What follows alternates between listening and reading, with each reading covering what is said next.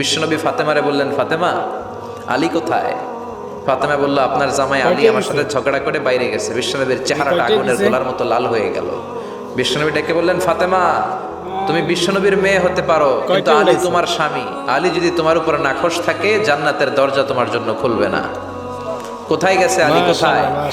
বললেন যে মসজিদে নববীতে গেছে। বিশ্বনবী যে দেখলেন বালির উপরে আলী শুয়ে আছে। বিশ্বনবী মজা করে ডাক দিলেন, ইয়া আবা তোরাব, মানে হে বালির বাবা আলী, ওঠো। এখন আলী ওঠে না, রাগ করে আসছে।